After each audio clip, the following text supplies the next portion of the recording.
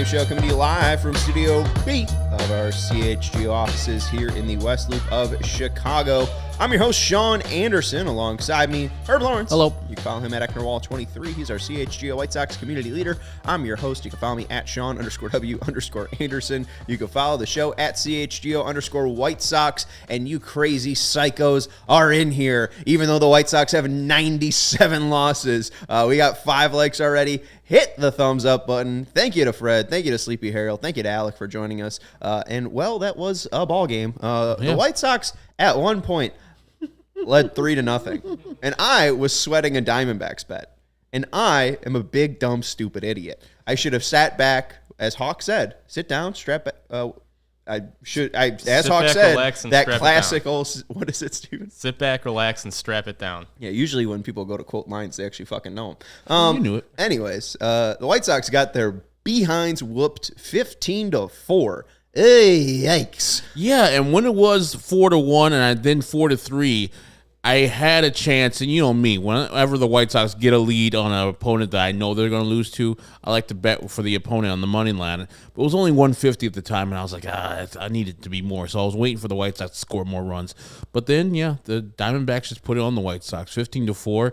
So I missed my opportunity to cash in today on a big win. But remember, guys, if you're watching the games the next 2 days, where Wednesday or Thursday afternoon, White Sox get a lead, go to DraftKings immediately and find the money line for Arizona and put all the money you have on that, because they will guarantee a win. 15-4. I think I turned to Luke Stuckmeyer, who is the host of CHGO Cubs. I was like, they're going to win by double digits in this game.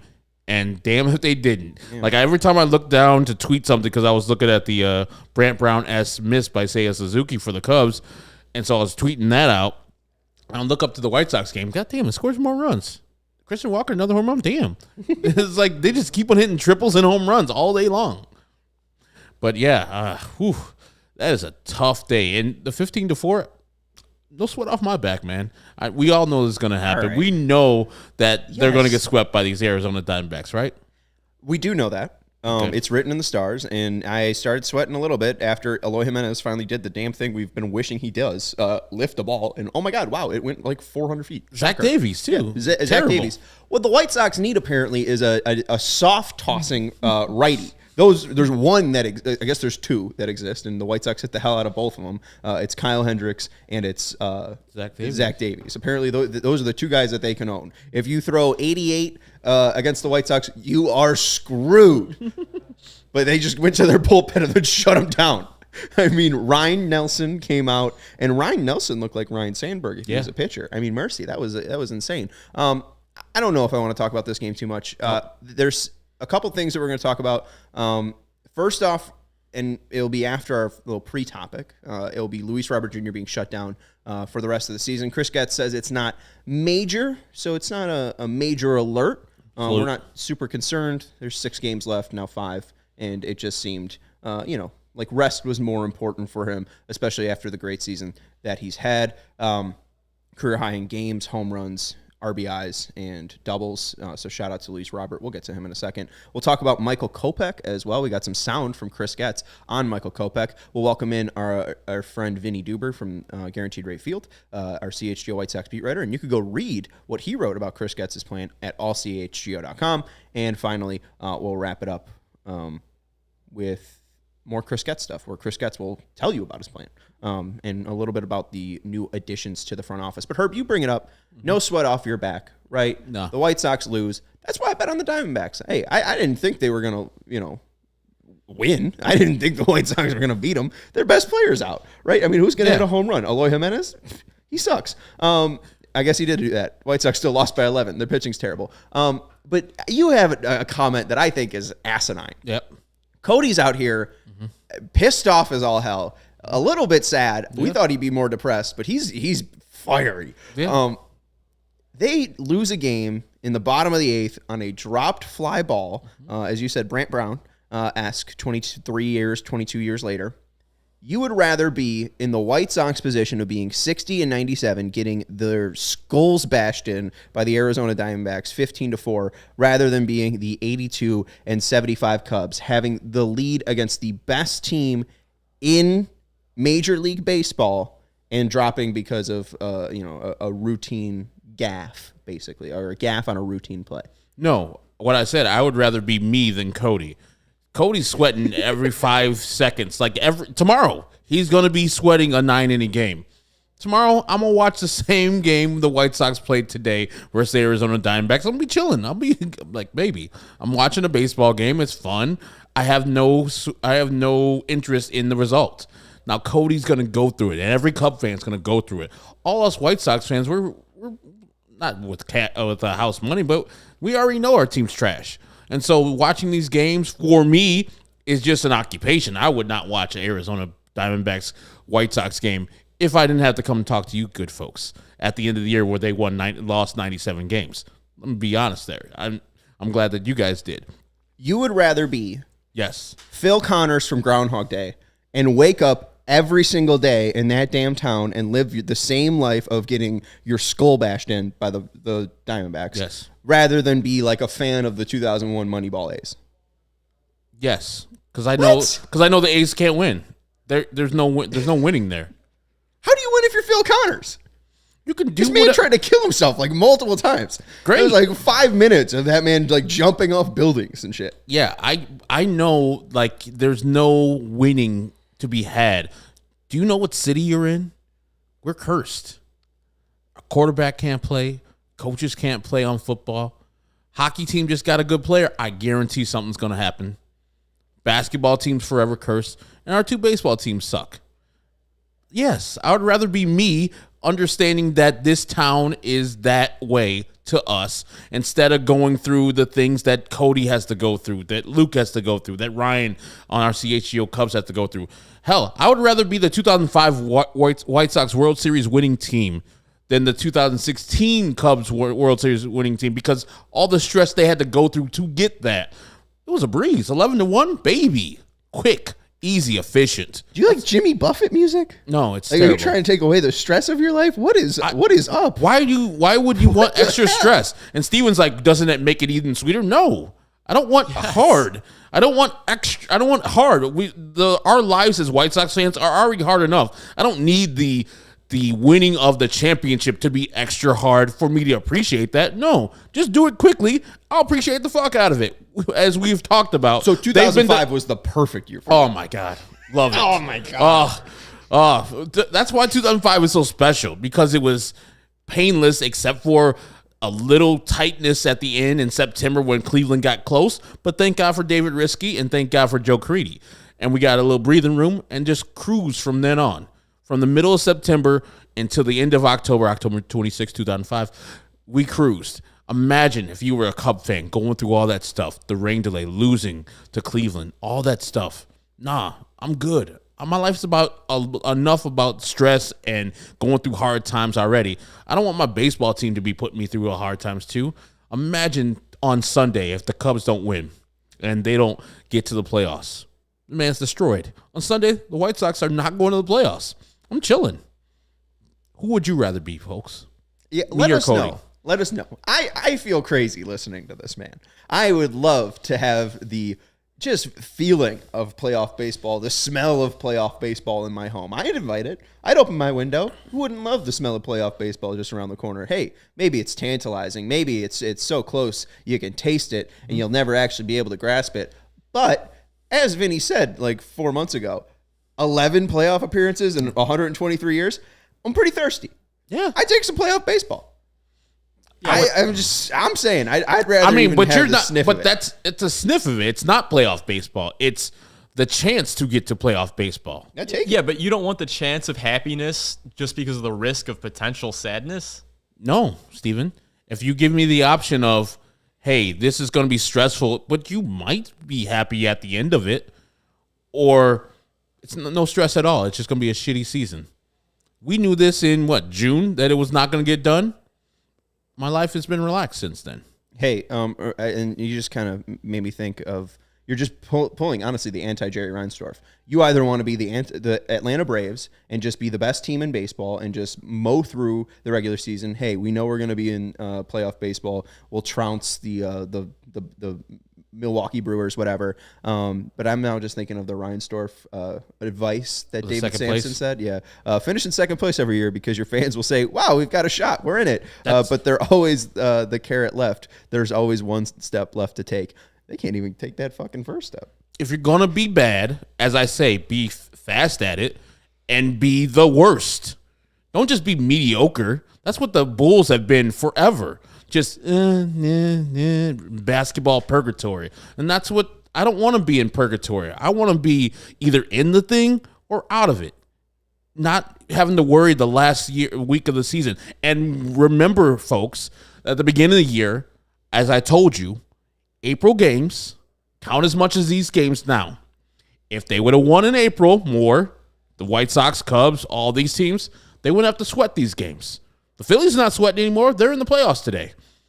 The Milwaukee Brewers just won the NL Central because they won games before. They did their work early. There's those kids who do the homework on Friday. The Cubs are the kids who do their homework on Sunday or on Monday on homeroom. And like, oh God, I got to finish this stuff. No, do your work early. And then you don't have to stress at the end. Here's the real root of the problem, okay? Herb was a good student. Herb was doing his homework on Friday so he can enjoy that Saturday, that Sunday. He was waking up Monday morning without those Sunday scaries. And your boy here, when he had homework in fourth period, he was doing it in third period. Yeah. Okay? Hey, that's called efficiency in my life. I knew I had 60 minutes, 40 minutes to get it done. That's a timer. Boom. Hey, I passed. I'm here in front of you. I made it. Let us know your thoughts either in the comments. We got some chat here as well. I want to go to one of AJ's comments. If you want to scroll up to AJ, scroll up a little bit. Hey, now the Blackhawks are basically the Yankees. If you listen to most NHL fans, which I thought was funny. There was a graph and it was like, "Are you the devil?"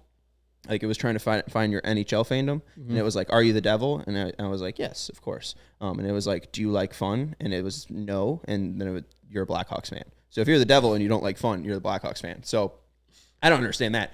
Like again, people have great recency bias. Early in the 2000s, their team wasn't even broadcast. I mean, you look at how many people were at the White Sox game. That was how Blackhawks fans were forced to watch their home games. So again. Town is cursed. Thank God Connor Bedard's here. That curse seemingly is lifted for the Blackhawks, but I don't know. Nope, they're not. They're going to lose a lot of games too. Stop. Fred says the 100 losses will happen when we don't have a postgame show. Fred, en contraire, they could have their 100 loss on Sunday too, or they can have their 103rd loss on Sunday, or 102nd loss. Right. I mean, if they're efficient, they lose tomorrow, they lose Thursday, and they lose on Friday. Boom, we're there. I guess. But we won't have a show. But I'm saying we'll have a show on Sunday to wrap up the season and to tell you that the White Sox are terrible and they lost 100 games. And then Tanny had a comment up here as well, just a little bit higher. Chris Tannehill, if you want to search it. There you go. Guys, I'm just going to say it. The sixth run, the 6 run fifth really did this team in. It's the truth. Yeah. I mean, they scored that 5th run and really didn't look back. Poor Jose Urena. Poor Declan Cronin. I mean, what's his face? Ketel Marte Cadillacing after that slider was hung from Declan Cronin. He hit it 450 feet. Why not? Hey, why not? Why not? Not a contract year, but he got that 25th homer. Man, every White Sox pitcher gave up a run today. Man, I'm sure the Diamondbacks, man, that's great. We're at Chicago. We got 2 day games coming up, so we can kick it in the night because we got the White Sox. So we got a world-class city, shite team in front of us. We can clinch our playoff spots right here. Pretty much. Let's see. There'll be 3 games in front of the Cubs. If they win all of them and the Cubs lose all their games, they would clinch at least a playoff spot because they have the tiebreaker against the Cubs. So, yeah, it's a great time to be an Arizona Diamondback. They were lowly last year, and now they're ready to go. I wish we had that same thing from one year to the next where you just improve that much, but we don't have a Corbin Carroll on our team. Yeah. We do not have a Zach Gallen on our team. Maybe Dylan Cease can be a Zach Gallen eventually or regain the Zach Gallen-ness eventually, but we don't have that right now.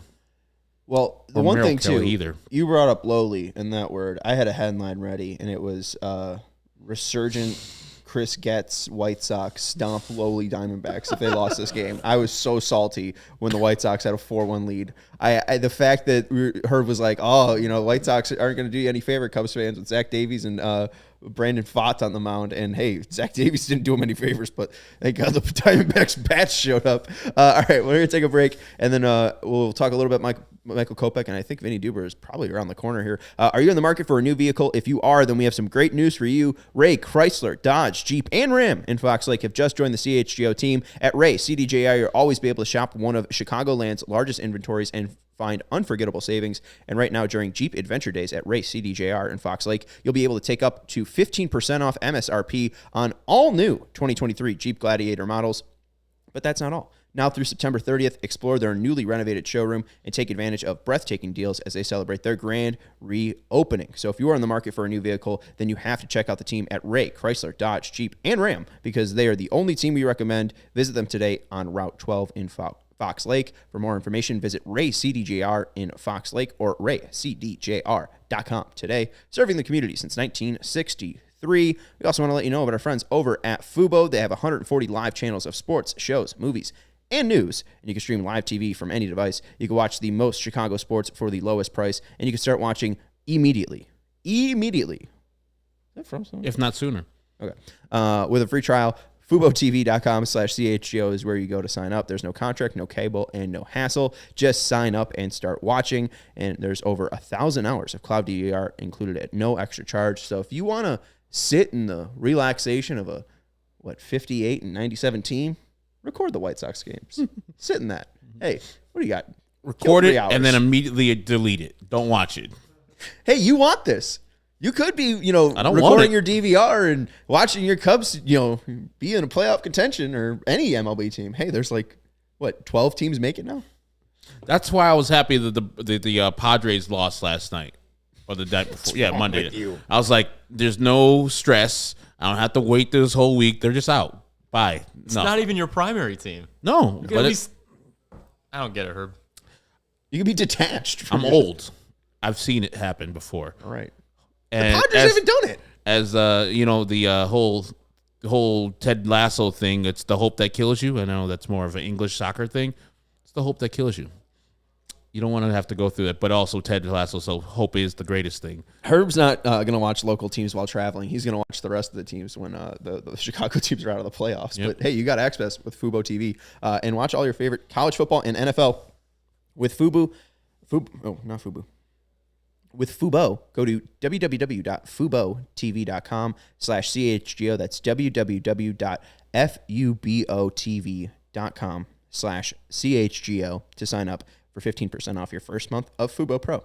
I'll definitely be watching on Fubo the Twins lose their 2 games and get ousted as it usually is. Mercy. That's what I'll be cheering for in the playoffs. A quick ouster of those bum-ass Twins. You'll make those weird-ass t-shirts. Minnesota Twins. I root for whoever faces the Minnesota Twins. Mm-hmm. All right, let's go out to our friend Vinnie Duber, who's at Guaranteed Rate Field. Go read his work at allchgo.com. He writes about Chris Getz's plan for the 2024 White Sox. We have some video from Chris Getz as well. I did find the Michael Kopech thing interesting, and honestly, we can save it because that could be its own topic for later. We are a little bit into the show here after our rousing opening discussion. Maybe I'll open this to Vinny. Vinny, we're going to ask the crowd for their thoughts, and we've gotten the live chats thoughts already. And take your journalism self out of this. Go back to your younger days, your youth, when Nomar Garciaparra was lacing up those batting gloves and he was your favorite player. Would you rather root for a team that's, 58 and 97 and 37 games under 500, or would you rather root for a team that's, 82 and 76 and just dropped a fly ball in the bottom of the 8th inning against MLB's best to, hurt your playoff chances? So would you rather have the thrills of September trying to claw into a playoff spot, or would you rather watch a 15-4 pounding? Oh, no, he's muted. This is not on my end. It's not on his end. Oh, my God. What can we do? Oh, I don't know. It's up. The volume's up. We're up to 26. Oh, Steven. Oh, no. We're done. Oh, no. Vinny's saying, right, yes, I'm I'm going to work you, on Herb. this. We'll see. We're going to work on this. Okay, well, hey, We do have some Chris Getz audio. I'll finish what Vinnie said. I agree with Herb. Herb is the smartest. I bet he said that. He's always saying. That's always what he says. That's always what he says. All right. Well, Steve, and you packaged that in the wrong way. I did? Yes. You Did gave I it paint you in a bad light? Yeah, the whites like. I'm just saying, I would rather be how I am as a fan today, calm, relaxed, chilling, than what Cody is. And you saw him pacing around, high stress, freaking out, in a stupor for like 3 minutes because that ball got dropped. Me, I'm going to go home and chill tonight. I already went to Sunnyside, pop a edible. Just have a great time. I mean, I feel like if Cody went home and did that too, I think he'd have a great time. Oh, no. I mean, he would have a great time, but he ain't going to be doing it tonight. He'd be wallowing in his sorrow and want to feel all of his. And tomorrow he's going to feel it, and the next day he's going to feel it. The whole day, the whole week, he's going to feel some stress.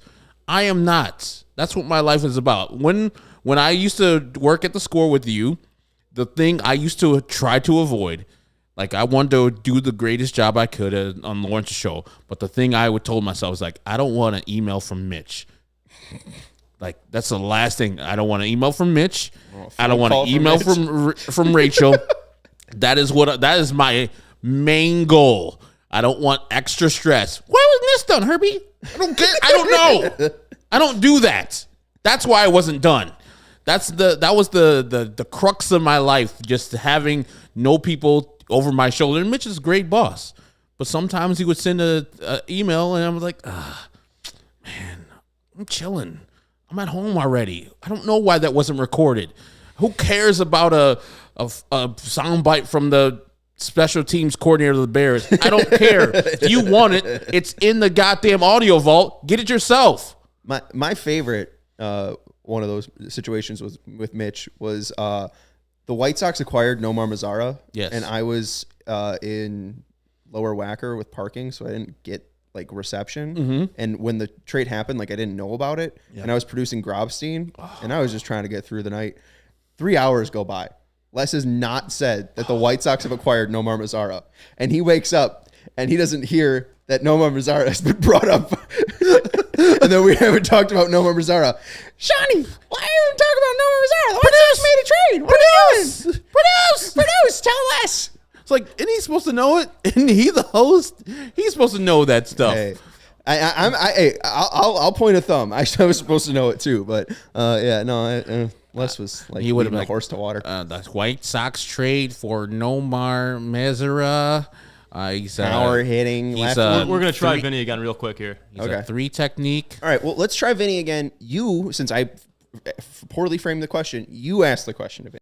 All right, Vinny, I was just saying that I'm relaxed as a White Sox fan and don't have to stress like Cody, our CHGO Cubs guy, all week about the Cubs and today. So I was saying I would much rather be where I am as a White Sox fan than what Cub fans have to go through this week. What say you, Vinny? Herb, you're dead wrong. That's what he said too. I mean, I knew that. Why wouldn't you want meaningful games? You're trying to sit there and say that the thing that you prefer is to watch this 15-4 tonight? Come on now. If it means that I don't get to get my heart broken like Cody, yeah. Is your heart not broken? Better than to love and have lost than to never have loved at all, Herb. You know the old saying. Come on now. But I'm good. He also said it's the hope that kills you. So it's been a really joyous night here in Studio B. And a shout out to the Shirtless Wonder. I saw him on his balcony today. He said, last week of this misery, Studio B, I had some of my bar shirts all rolled up and ready to throw from my balcony to yours like a dart. Oh, darn, rain check. Shirts are coming our way. We're in the studio tomorrow at 1:10. And then also for the Wednesday or Thursday's game too. Yeah. So you can do then, Kevin. We'll catch him. And I love that the Shirtless Wonder is trying to give us shirts. I love the store. I think you need some yourself, sir. All right, let's get into today. I think obviously the most interesting thing and the thing that we haven't gotten into just yet is the Chris Getz portion of today. What was it like? Because, I mean, we've seen so many times where it's Rick Hahn in that dugout. Now it's Chris Getz, and he said he's going to be different. And you said, I think, Rick Hahn or Chris Getz isn't. This isn't Rick Hahn in a Chris Getz mask, I think was your exact quotes. So how did the 22 minutes with Chris feel today? I mean, to kind of walk back what I said, it felt very much like a Rick Hahn press conference. No, I don't mean that entirely.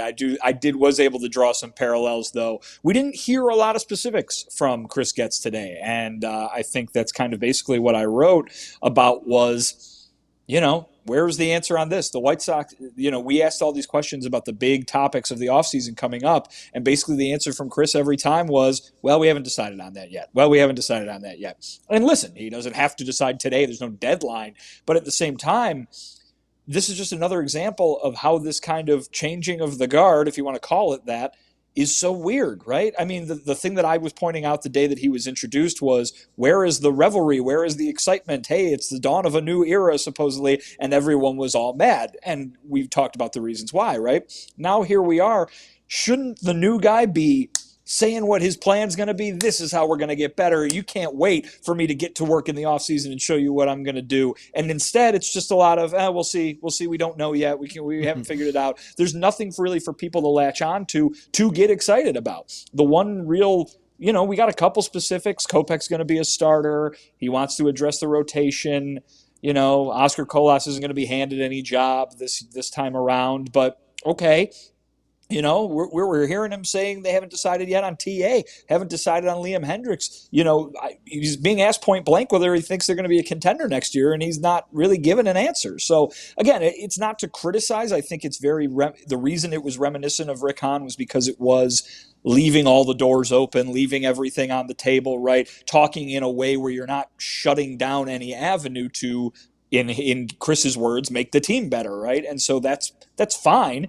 But we have talked over and over and over again about how long the to-do list is for if he's going to pull this off in an off season, and to go out and say, we don't know yet. We'll see how things kind of play out. When that to-do list is so long, it makes you think that they could end up in a spot that isn't contending for a division next year, even if everybody in this building considers that the goal. That goal's not being come out and being said by the general manager right now. And that, to me, is a takeaway, even, if we can take something away from a press conference in which not a lot of specifics were given. Yeah, let's go honestly to Chris Getz, because I thought that was interesting, because I had a thought that I felt like it was a little bit different sounding than Rick Hahn. So, hey, we'll get our third voice, Herb Lawrence, to be the judge and the deciding factor. But I honestly just felt like what I took away from it was Chris Getz understands the severity of how much there is to do with the White Sox. And I feel like, again, there's just so much to assess with this team, because they have 13 roster spots to replace just on the major league level. It does seem like a task that he's taking seriously. So let's hear from Chris Getz. This is shot by Vinnie Duber. So thank you to Vinnie Duber. He's doing such a great job at Guarantee Rate covering the 2023 White Sox. So give him a follow at Vinnie Duber. Here is Chris Getz on some of the new hires like Brian Bannister, Jesse Barfield, Gene Watson, and then the money quote, as Mitch Rosen used to say, about the plan for 2024 and doing deep dives. Do you have any idea on if everyone from the staff is coming back? Has that been decided, first of all? It hasn't been decided. We're still working on that. And, I've had many conversations with Pedro and other members of the front office. We're working through that. September was about, for me, really doing a deeper dive into certain areas of the organization, including the major league day-to-day operations, spend time with the players, our staff, and so I haven't come to a conclusion quite yet. We're still working through that. We've got some time. And Brian is the whole organization. I mean, is he going to be focused, on the minor league side? Is he going to be working on both? And what does it mean to have him, all three hires made in the front office? Yeah, Banny's going to he's going to be involved in all levels of pitching, whether it be at the major league level, through the minors, down at the Dominican Academy, and on the acquisition front. Very bright guy. He's accomplished a lot. Most recently was with Boston and then San Francisco. We're excited to have him. He has a built-in relationship with Ethan because of the time together in San Francisco, which certainly gives us even more confidence as we transition Vanny in. Very bright guy, can help in a lot of different ways, and feel very fortunate to be able to bring him in as we try to enhance our pitching department. We've got Josh Barfield that was recently hired as an assistant general manager. Josh is from the Diamondbacks. He's been overseeing player development there. Josh is a very talented, hardworking, respected person in our game. He's done a lot with the D-backs. Certainly we're playing them right now, and you look on their roster, they've got a lot of young players that have come through their system, and having discussions with him with what they've done as an organization the last couple of years, from some struggles to now getting a taste of success and a playoff hunt here. There's been a lot of deep and I feel like takeaways that I think can apply to our situation. But Josh has got a bright future. He's a connector of people. He's going to energize our group. He already has. And feel once again fortunate to have him come aboard too. Gene Watson is going to oversee our pro scouting. Gene is another well-respected person in in the industry. 25 years of scouting experience with multiple organizations. He's got a very strong network when it comes to scouting and decision making. Certainly, there's a lot that goes into it, and I've got a tremendous respect for scouting acumen and the scout's eye. However, to be able to collect background and make up information is certainly a strength of Gene, and we're going to continue to drive that with our group as we put together the best team that we can up here and factoring who are the best fits in this clubhouse. Jeremy seems to have, he's been a very valuable piece of this organization for a while, but it seems like he's been in, you have to stand down for a short time here before we get around to what his job's going to be. What do you think you'll be able to approach that and let us know what that position will be? Well, Jeremy, remains in an assistant general manager position. Very talented, helps in a lot of different areas. He's done that. He's been certainly someone I've worked close with here in the last several years. And he offers a lot to the organization as we, acclimate some of the new hires here. He's been tremendous. He's a team player and wants us to help get this right. And those are the types of people that we're targeting and bringing in here. With Watson's hire, you talk about the organization's mixed record in free agency for a while. What needs to change in terms of free agency, pro scouting, things like that? Yeah, I think there's a short and long-term plan, right? And being able to fully communicate within our organization or even externally what our needs are. I think having someone with Gene's background and being in various situations with organizations at different times, at different stages, to have that type of experience now added to our group, I think is going to be really valuable. When it comes to understanding the background, the makeup of the player, I think there have been some misses through the years when we've maybe focused on certain areas and maybe not so much on others, where I feel like Gene's really going to be able to close that gap for us. You guys have talked a lot about reshaping next year. You've stayed away from the rebuild word, obviously. You've done a deep dive into everything, but there does seem to be a lot of areas you have to address, not you personally, but the team. After this deep dive, do you still feel like this is a team that can be a contender, or is it more see what happens and see how things play out over the offseason? Yeah, I think that there are a lot of players on this team and a lot of pieces that can help a team, win a division and have some success at the major league level. However, what's best for us in the short term and long term, that's going to take a kind of a deeper dive. First, for me, it's really coming in here and foundationally, where are we with different departments so we can avoid these extreme swings. And that's been the focus and will remain. Obviously, as we move, through October and November, we'll start focusing more on our what we need to do to put the best team forward for next year and years further.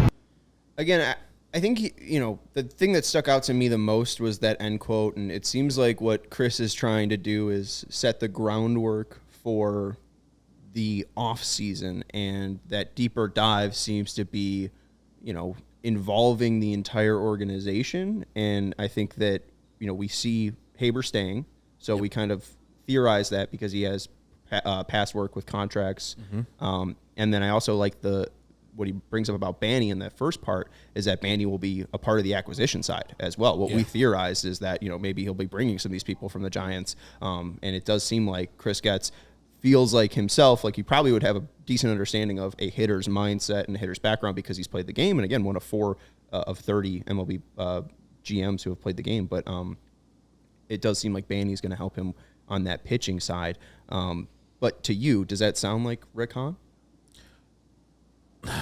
No, I mean, Rick has kind of an ease about himself, the way he speaks, and very gregarious.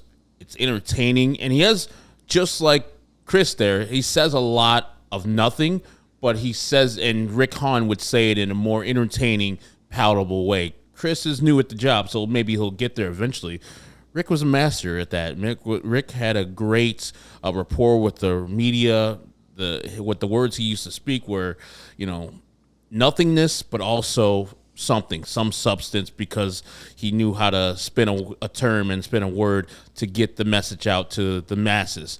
Chris is not there yet, but I have confidence that the guy can get better on the mic. It doesn't really matter in the long run for him being good at winning a press conference and such, but at least they have a plan where they're giving Brian Bannister some acquisition power, keeping Jeremy Haber. I just don't know if through that press conference, Vinny, if you see how the Royals are playing at the end of the year, and that inspires confidence to go into next year, and they're like, hey, man, we put it kind of all together at the end of the year. That's what we're going to be trying to do for 2024. I feel the opposite can be happening for the White Sox. Another embarrassing loss, 15-4 today. I don't know why, and I know that they have stated that Pedro is coming back for next year, but seeing how this team has kind of quit and how they've shown lack of effort, just won their first series in a long time this past weekend in Boston, is there a way, do you feel that Chris could change his mind at the end of the year if he keeps on continuing seeing a lack of effort, a lack of focus by this White Sox team, and change managers or coaching staff here with the White Sox? Well, the coaching staff was one of the questions he was asked that we played the answer to, and he said they haven't decided on that yet. Pedro has been decided on. That was part of Chris's opening press conference. He was asked, is he coming back next year? And he said yes. So I don't expect that to change. What I think changes on that front, though, Herb, would be players. And he was asked about, kind of the core group and whether big changes are needed to be made there. And he said basically what he said in his opening press conference when he said no one was untouchable. He said this time around that we'll look at it, and I'm not gonna say that someone has to stay because they've been here for a while, and so I think that kind of goes counter maybe a little bit to what Jerry Reinsdorf was saying when he was saying how much he believed in what he called the foundation of this team. But we heard from Rick Hahn at the trade deadline saying, listen, this hasn't worked. We would be foolish and ridiculous to not consider breaking this up in some way to try to make it work. And I think you could maybe see that from Chris Getz this winter. I think Tim Anderson is the player to look at from the words that we've heard from Chris Getz. Not that it's going to go one way or the other. He says they're not decided, but boy, you're not hearing a definitive, we would like to have Tim Anderson back on this team next year from Chris Getz. You're hearing we're going to have a lot of conversations with TA, and TA has been good, and he's been here for a while, and we know what he can do, but we're going to have to talk about it. It's kind of wishy-washy to me, and I think that it took something that you and I, Herb, figured should be a slam dunk, bringing Tim Anderson back at what is relatively a reasonable price point. He's coming off the worst year of his career, but what could he be? He's been an all-star level player in the past. If you're trying to compete next year, it would be nice to have one of those. And now what we're hearing makes it sound like it's not a slam dunk at the very least. And so whether that ends up being the case or not, we'll find out. But the main thing I keep coming back to, and you heard that word be brought up in a question to Chris Getz in that clip that we played, rebuild, right? Very definitive from Jerry, doesn't want to do that. Very definitive from Pedro, they're not doing that. Chris Getz is painting a picture, in my opinion, with all of the lack of committing to certain things, that this is where that could end up. Maybe certainly not something like we saw that took 5, 6, 7, 8 years with what Rick Hahn was doing. But if you have so many players to go get to fill out a team that is going to contend, and then you get rid of Tim Anderson and then you maybe get rid of another core player because this is what you're talking about, that's a rebuild to me. The team is not good enough to not be rebuilding, right? If you're sitting here waiting for Colson Montgomery or waiting for, a lot of these pitchers that they have at Double-A, that to me looks like a rebuild. Now, maybe it's only a rebuild that lasts, 6 months, or maybe it's only a rebuild that, they're back in 2025. That's fine. You can call it whatever you want, define rebuild however you want, but there's so many holes on this roster right now, and we're talking about the possibility of there being more created. I mean, where does that end up? And I think the answer is, well, we'll see come spring training when Chris Getz has done all that he can do in the offseason, and we'll see what that adds up to. It's a lot of work, and if you're going to create more work for yourself, that makes even more work, and that makes it perhaps you get further from contending and closer to that rebuild area. I don't know. He didn't say that, certainly. He didn't use that word. He's not saying, oh, this could end up being bad kind of thing or something like that. But it looks like that's at least you've got to think about that possibility when you're getting these non-committal answers like this. That's my thought. And I have said this, and you said it too, Vinny, that we want Tim Anderson re-signed his option for the White Sox to have it for next year, $14 million, I believe it is. With that being said, today, again, Tim Anderson's lack of focus, that's what I'll harp on. Ball hit to Elvis Andrus, a ball that was probably not going to be a double play because the runner running down first base. But Tim Anderson, receives the ball while his foot is no longer on second base. The neighborhood play has been way gone in Major League Baseball. Maybe in the past you can get this, but we've seen this multiple times this year where Tim's focus is not on where it needs to be. His foot needs to be on the bag before he throws the ball to first base. Those are the things that I get mad at Tim. The bad years are going to happen. Slumps are going to happen to every Major League Baseball player.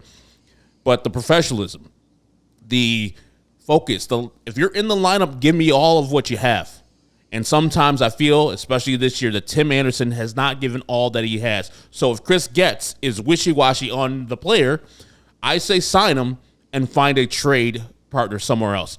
The fact that you just release him or don't re-sign him or don't tender him an offer, I think would be a mistake because you're getting nothing back for the player. But if they don't want the player back because of efforts like that, I can understand that because it's happened far too many times this year for me, Vinny. But real quick, Vinny, I mean, also, too, wouldn't we have seen if they would be able to pick up the option and then trade him, wouldn't have someone traded for him at the deadline this year? I mean, he means so much to the Sox. I know you touched upon that in your article.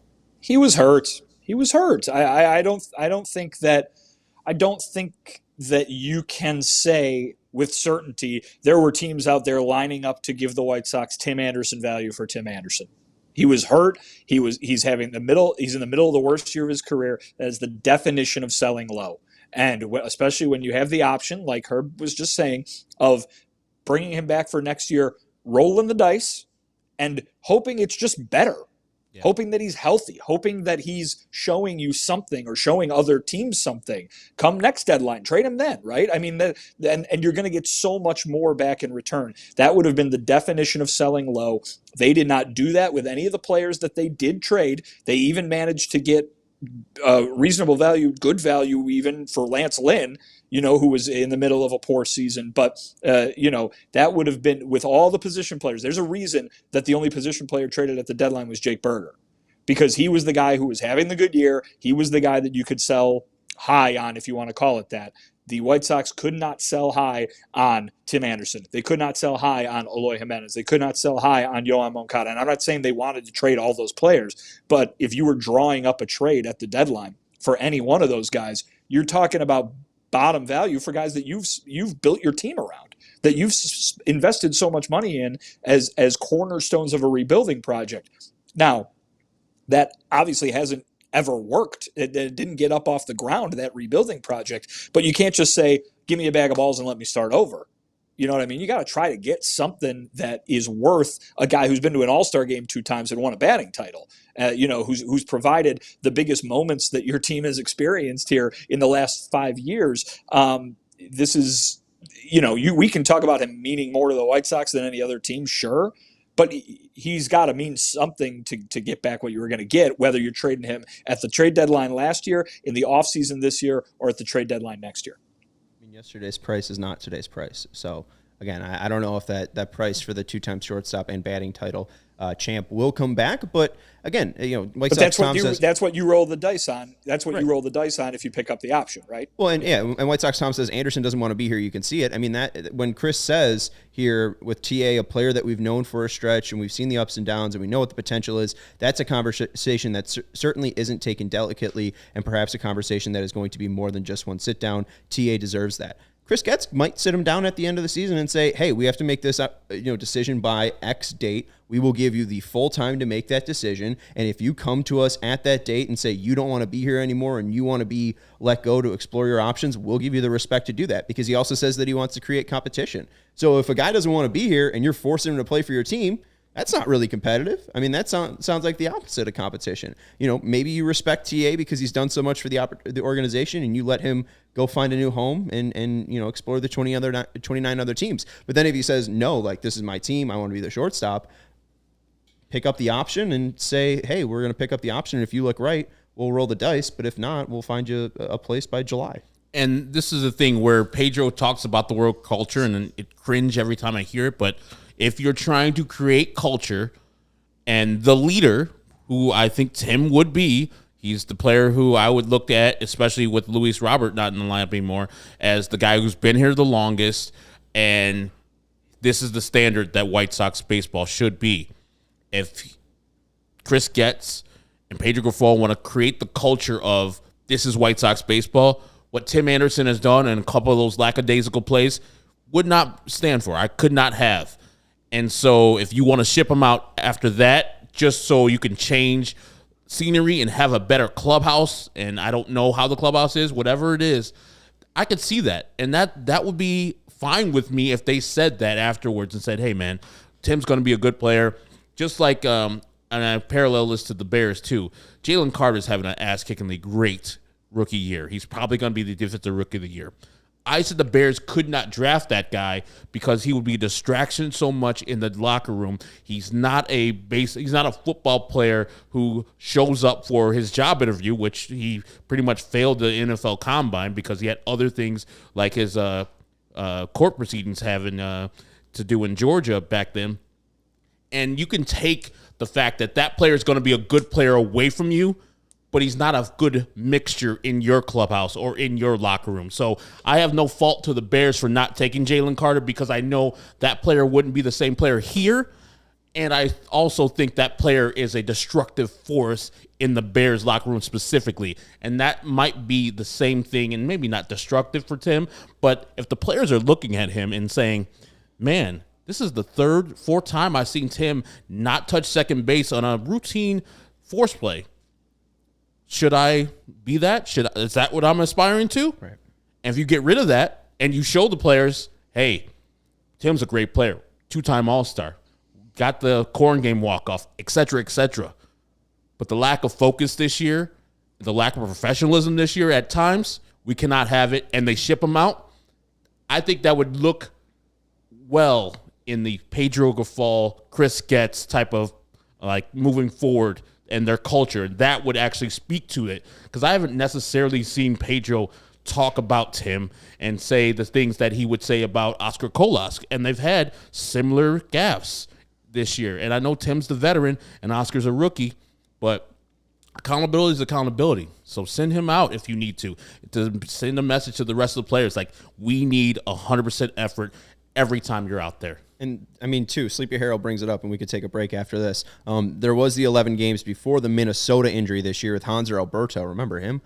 Tim was hitting 298, 327, 404 with an OPS of 731. And he did have 14 hits and 5 doubles, so there was a little bit of pop there.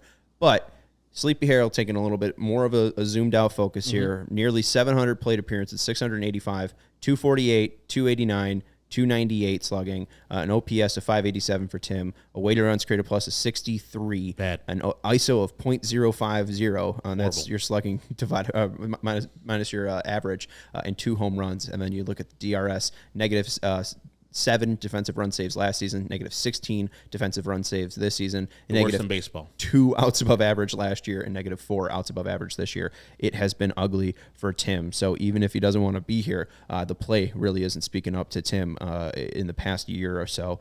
Let's take another break, and then we'll get into more about maybe culture. I think the coaching staff comment was a little bit weird too, because he brings up Brian Bannister's relationship with Ethan Katz. They just hired Chris Johnson, and now I'm blanking on Mike Tozar, Eddie Mike Rodriguez, Tozar, and Eddie Rodriguez, right? And Castro. And Jorge Castro. So all those guys just got here. So I don't know. I mean, where's the staff change going to be? Let's take a break, though, and then we'll ask Vinnie that. Let's let you know, though, about Goose Island Beer Company. Goose Island has been Chicago's beer since 1988, and CHGO supported by Goose Island Beer Company. Their beer roster includes the Beer Hug family, the 312 Wheat Ale that Herb is enjoying, the Full Pocket Pills, which I believe is Cody's favorite beer. I think he was... No chugging for Cody tonight. Wish he was chugging one right now. Sad. And it's Oktoberfest. Hey, we're, I guess, 5 days away, a month and 5 days away from actual Halloween. So it's now the perfect time to go out and get your seasonal brew. All right, go check out. I just tried that one too. You just tried it? It was really good. Really good. Steven giving it the thumbs up. The Oktoberfest Goose Island. So go try it. Grab an ultra fresh brewery exclusive beer at Goose Island's original brew house on Clybourne Avenue in Lincoln Park, or from their tap room on Fulton Street in Westtown. Goose Island Beer Company, Chicago's beer. They also sell these at Jewel and Binnie's and such places. They sell them in a 15-pack. So, hey, once you see the Goose Island brand, it's safe to try, safe to pick it up. It's the best beer out there. And thank you to Goose Island for supporting us. We also want to let you know about Shady Rays. They're on my head, not too far away from me. Take on the sun with gear built to last. Our friends at Shady Rays have you covered with premium polarized shades at an affordable price. Shady Rays is an independent sunglasses company that offers a world-class product that's just as good as any expensive pair we've worn. They have durable frames and extremely clear optics for outdoor adventures. And that's not all. Shady Rays offers the most insane protection program in all of eyewear. Every pair of sunglasses is backed by lost and broken replacements. If you lose or break your pair, even on day one, they will send you a brand new pair. No questions asked. You can wear your Shady Rays with confidence because they have your back long after your purchase. And if you don't love your Shady Rays, you can exchange them for a new pair or return them for free within 30 days. There's no risk when you shop. Their team always has your back. And exclusively for our listeners, Shady Rays is giving out their best deal of the season. Go to shadyrays.com and use code CHGO for 50% off 2+ pairs of polarized shades. ShadyRays.com and use code CHGO for 50% off 2+ pairs of polarized shades. Try for yourself the shades rated 5 stars by over 250,000 people. And finally, Splash Sports, our friend, have you covered for all your contests. CHGO has weekly Pick X and NFL Survivor contests for everyone to participate in for real money. How to enter, head over to splashsports.com/CHGO. The link is also in the description, and sign up. You can deposit cash to get started, and it's just $10 to enter either. You have the CHGO NFL Pick X contest and the CHGO Survivor contest. The more who enter, the larger the prize. And we'll also be running weekly contests all year long, so be sure to keep that link handy. Check out week 5 of the NFL contest that we have over at splashsports.com/CHGO. Is it week 5? It's week 4. Week 4. Week 4. No matter the week, they'll have contests all year long. And if you want to run your own contest, or if you're tired of being the commission on leagues, chasing people down with none of the reward, go join a league. If you love being a commissioner, you can be a commissioner and earn money for contests you're already running with your friends and family. So it wins if you are just a participator or a commissioner. So head to splashsports.com/CHGO to join in. We'll have different contests coming out. So we are stoked to compete with and against you all. Be sure to check out our link in the description. Again, splashsports.com/CHGO. Okay, Vinny. What'd you make of the coaching staff comment? Because, again, I thought it was weird. It seems like there is the relationship with Banny and Katz. Seems like the hitting staff just got here. We obviously know Mike Tozar and Pedro Grifol have gone back since childhood. So it'd be weird to see some of these guys fired. I kind of took it as Charlie Montoyo was a weird hiring. It seemed like a front office forced hiring for a manager that has never been a actual manager. Montoyo has that past experience. Maybe I'm forcing you into a question here, and I'm sorry if I'm doing that. But what'd you make of the Chris Getz coaching staff comment? You can get as specific as you'd like.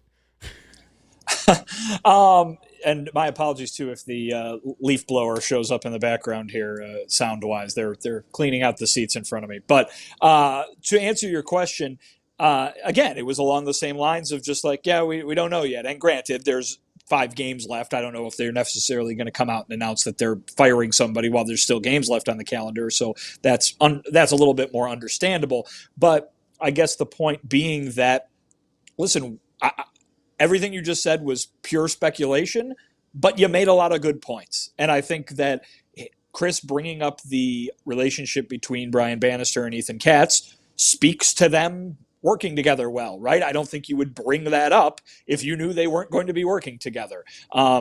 What you said about all those guys who were Pedro's guys, who were Royals guys, right?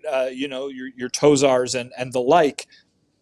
Yeah, I think that makes sense that if Pedro is staying, why wouldn't they stay? That would put him in the best chance or the best position to succeed as a manager if he's got the guys that he trusts and he thinks are going to be part of the staff. Does that mean every single coach on the staff was a Pedro guy, as you mentioned? No. And so maybe there are changes to be made there, but also maybe not. We have no way of knowing because we asked, is the coaching staff coming back? And Chris said that hasn't been decided yet. So, that's what I made of the answer. I think everything you said are good things to remember as we move forward, and particularly, yes, the Bannister history with the Giants. I believe it was only 1 year where Katz and him were in the same department there, but there you go.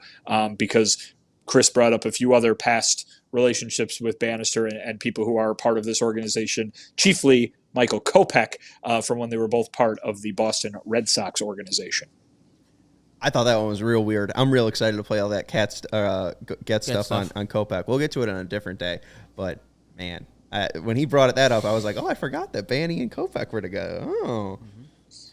And I was wondering, too, I saw he briefly brought up Josh Barfield in his role. Is there more clarification on what exactly he'll be doing as assistant general manager? We already have Jeremy Haber as one of the assistant general managers, but his Diamondbacks who are in town right now, he's been in the farm director the last couple of years. They've been top 10 each of the years that he's been there. So I wonder just what he will be doing here with the White Sox. As of right now, no. We didn't receive that information from Chris today, but we are expected to hear from Josh as well as Brian at some point coming up soon here before the season's over. And so perhaps they'll be able to shed some light on what their specific duties are. I can't find this freaking quote, but it's about Gene Watson. And what I wrote down was the question was basically what needs to change with free agency and scouting. And he said, communicate what our needs are. There's a short-term and a long-term plan. And it seemed like, again, Chris might have been alluding to, we were missing certain skills. And it seemed like he was kind of alluding to, again, he didn't get super specific, that they were maybe focusing on too much of power and they weren't focusing enough on fielding and defense. And you bring up, not wanting to be the Cubs. And that's basically what the Cubs are, is we're going to, pitch well or all right, and we're going to field behind them. We're not going to make mistakes in the field, which is why the Cubs fans are so mad. We're not going to make mistakes on the bases, and we're going to get on base, and we're going to knock those guys in with singles and doubles, right? And it feels like the Sox are trying to angle towards that a little bit, right? Like the Cubs are really proud of their pitching lab. This Banny hire really seems like a push towards a more modern pitching lab and maybe a more modern pitching staff, because they're kind of in it, but I feel like they can go a little bit deeper. Again, my issue is the guys that they have just aren't good at hitting home runs. Yes. Like, I would rather be the Braves than the Cubs. I would rather be leading the league in home runs because I think that's what actually works, right? Instead of going towards this, let's be in every game and let's be competitive. Like, that's the one thing. Like, I would rather destroy teams than just be in 7-6 games and maybe win, maybe lose on a fly ball. So that's the one issue that I guess I have with Chris Getz, but I guess my biggest takeaway from today is, like, I'll give him a chance. I have no choice. I mean, I'm not his employer. But he does, I personally like listening to him more than Rick Hahn, and maybe that's just because I listen to enough Rick Hahn, and this is, a little bit of Chris Getz. But it doesn't seem like he's not trying to be coy. It just does seem like there's a lot on his plate, and that's really what I took away from the 22 minutes with Getz. Yeah, like I said before, it would be a lot for anybody, and to throw this on his plate, he's probably not going to get. I mean, we're speculating 13 open positions on the major league roster. 13, like, that's a lot, and he probably doesn't have the bandwidth to do that by himself, just to talk with all those agents about deals for your team. And he has some help, but it's just going to be a thing where he's hitting the ground running, and there is no time for a honeymoon. He's going to be judged harshly by myself, by Sean, and we're going to be in him. We're going to be like, hey, man, you ain't getting this player, that player, and your team's not going to be competing next year. Remember, going from 100 losses to competing the next year to even getting to 500 the next year, I think 12 teams have done in the history of baseball, and like one has made the playoffs, and that's the Minnesota Twins from a couple years ago. So it's going to be damn near impossible to make the playoffs. No matter what he's saying, no matter what Jerry Reinsdorf is saying, it's going to be hard as hell. So I wish that he would, and Vinny, I think you said he kind of alluded to,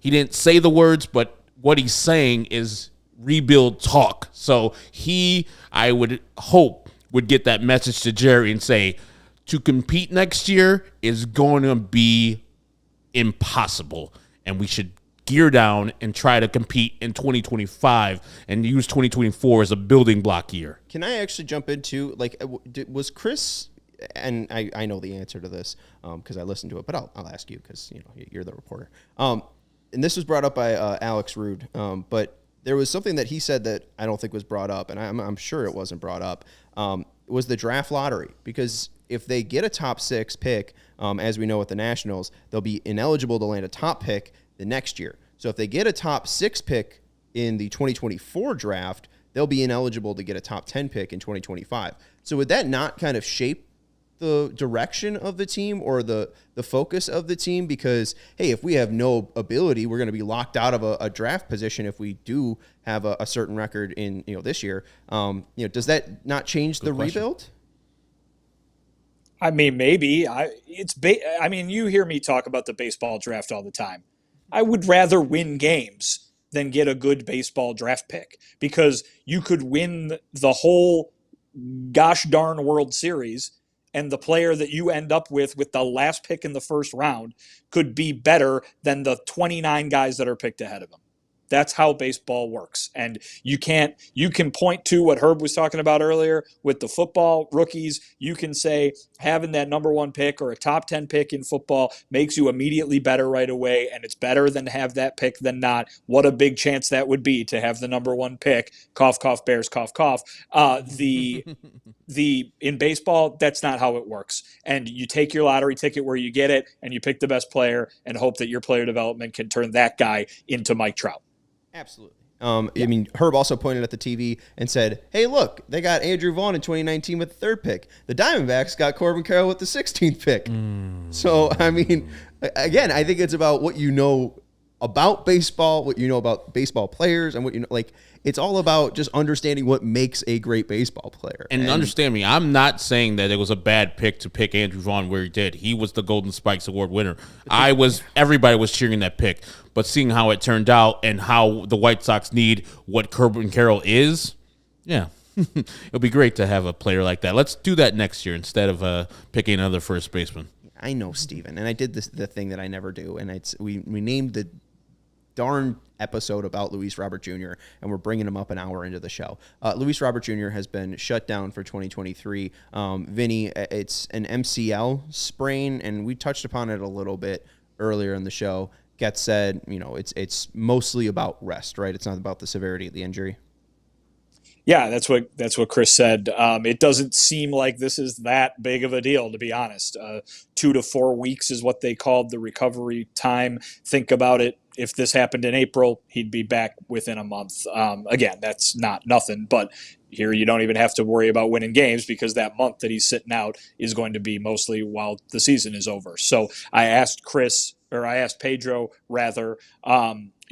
Pedro has talked over and over again about how it's important to finish the season healthy. You don't want these guys to have to rehab something that impacts their offseason work, and then they show up to spring training, behind a little bit. He says with both Luis Robert Jr. and Michael Kopech, he is not concerned about that at all, and that they will basically have their entire offseason to work on what they need to work on.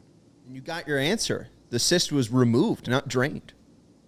We knew it was removed. What I wanted to know was it obviously was another new cyst. So, like, does he have something in his knee where it's just popping out cysts all the time? And are they going to have to do this over and over again? And Chris was basically just like, oh, I hope not.